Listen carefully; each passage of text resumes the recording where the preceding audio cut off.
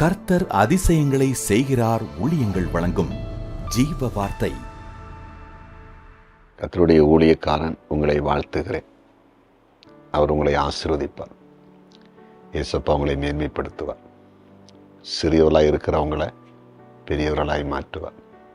கடனோடு இருக்கிறவங்கள கடன் கொடுக்கிறவங்களாய் மாற்றுவார். பேதையாக இருக்கிறவங்கள ஞானியாய் மாற்றுவார். வேலை இல்லாமல் இருக்கிறவங்கள வேலை செய்யத்தக்கதாய் மாற்றுவார். அற்புதம் நடக்கும். உங்கள் ஜெப குறிப்புகளையும் கமெண்ட் செக்ஷனில் அனுப்புங்க, ஜெபிக்கிறோம். ஜீவ வார்த்தையை, கர்த்தருடைய வசனத்தை கவனமாக கேளுங்க. ஆண்டவர் அப்படியே உங்களுக்கு அற்புதம் செய்வார். இந்த நாளுக்கான ஜீவ வார்த்தைக்கான வசனம் சங்கீதம் 18:39. யுத்தத்திற்கு நீர் என்னை பலத்தால் இடை கட்டி என்மேல் எழும்பினவர்களை என் கீழ் மடங்க பண்ணினேன். என்மேல் எழும்பினவர்களை என் கீழ் மடங்க பண்ணினேன்.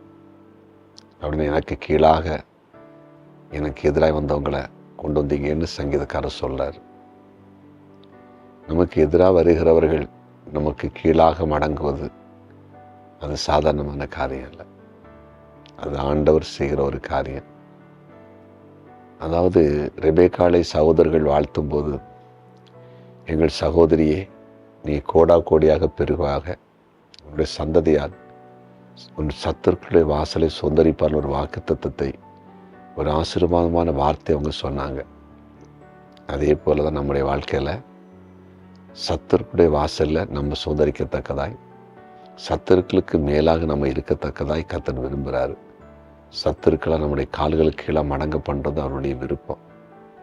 நம்ம ஆண்டவர்கிட்ட வரும்போது, ஏசப்பட்ட நெருங்கும் போது, நம்ம வாழ்க்கையில் எழும்புகிற எதிரிகளை நமக்கு கீழாக கொண்டு வருவார். வேலை செய்கிற இடத்துல எதிரிகளாக உங்களுக்கு கீழாக கொண்டு வருவார். படிக்கிற இடத்துல எதிரிகளாக உங்கள் கால்களுக்கு கீழாக கொண்டு வருவார். பிஸ்னஸ் பண்ணுற இடத்துல எதிரிகளாக உங்கள் கால்களுக்கு கீழாக கொண்டு வருவார். கர்த்தர் ஊழியம் செய்கிற இடத்துல எதிர்ப்புகளாக, பிரச்சனைகளாக அவர்கள் உங்கள் கால்களுக்கு கீழாக கொண்டு வருவார். நிச்சயமாக செய்வார். இன்றைக்கே நீங்கள் விசுவாசிங்க, அந்த அற்புதத்தை நீங்கள் பார்க்க போகிறீங்க.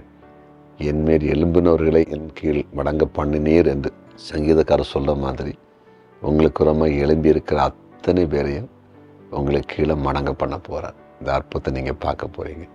இதன் மூலம் ஏசப்படைய நாமம் உயரப்போகுது. நீங்கள் சாட்சி சொல்லி ஆண்டவரை உயர்த்த போகிறீங்க. ஜெபிப்போமா? ஜெபிக்கலாம். ஆமாம் ஆண்டவரே, எங்களுக்கு மேலாக எழும்புகிறவர்களை எங்களுக்கு கீழாக மடங்கடிக்கிறவரே, நீர் இவ்வளவு பெரிய தேவன். இன்றைக்கு அற்புதம் செய்தருளும்படியாய் ஜெபிக்கிறோம்.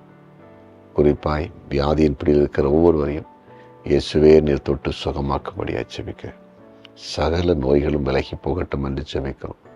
பிசாசின் போராட்டம் எல்லா குடும்பங்களையும் விட்டு விலகட்டும். ஆண்டவர், இன்றைக்கு பிறந்தநாளை காண்கிற அனைவரையும் ஆசீர்வதிக்கிறேன். திருமண நாளை காண்கிற குடும்பங்களை வாழ்த்தி ஆசீர்வதிக்கிறேன். ஆசீர்வாதமாக இருக்கட்டும். ஆண்டவரை, குறிப்பாக இந்த நாட்களில் ஊழியம் செய்கிற தேவ பிள்ளைகளை கண்ணோக்கி பாரும். செய்கிற ஊழியங்களை ஆசீர்வதி. பிஸ்னஸ் பண்ணுறவங்களை ஆசீர்வதிங்க. அதே போல் ஆண்டவரை, ஜெப குறிப்புகள் அனுப்பியிருக்கிற ஒவ்வொரு காய்ச்சி வைக்கிறேன். யாரெல்லாம் கமெண்ட் செக்ஷனில் ஜெப குறிப்பு அனுப்பியிருக்காங்களோ அவங்களுக்கு அற்புதம் நடக்கட்டும். இயேசுவின் நாமத்தில் பிதாவே.